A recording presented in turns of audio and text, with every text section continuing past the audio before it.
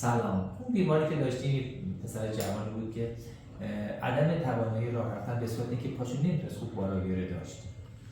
بعد از 1 ماه MRI مجدد ازش گرفتیم با کاری که کردیم، دستور دارویی که دادن و دستگاه PM که انجام دادن. میخوایم ببینیم که الان این MRI چقدر تغییر کرده. این همون مهره است و این در واقع دیسکیه که بیرون زده و قسمت لترال کانال و سمت راست رو بسته و همین دیسک که اینجا کمیش و تو این کاتم کمیش بیرون زده هیچ مشخصه باعث شد که روی عصب S1 سمت راست فشار بیاره و این باعث شد که نتونه عمل کنه. از نظر پزشکی این در واقع ایندیکیشن عمل جراحی داره.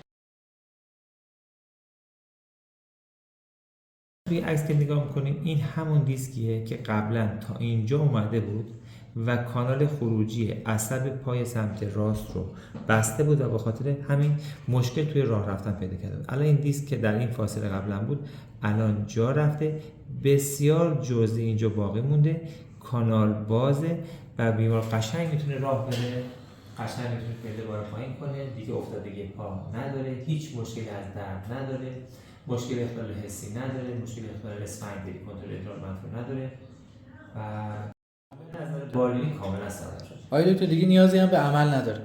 مهمترین چیز که از عمل نجات پیدا کرده و اگه ما این کار رو تو عمل انجام میدادیم که یکی از درماناشه به این خوبی در نمیومد.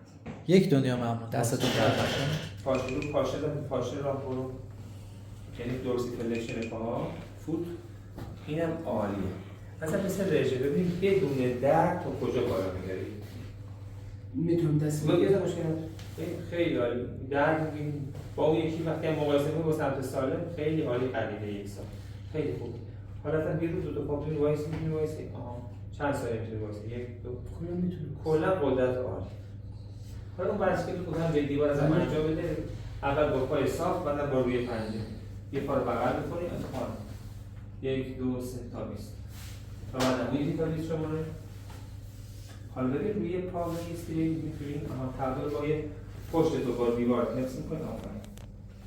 خیلی عالی. پای که ضعیف بود یعنی الان قشنگ روش پای ضعیفم. عالی است. خیلی عالی.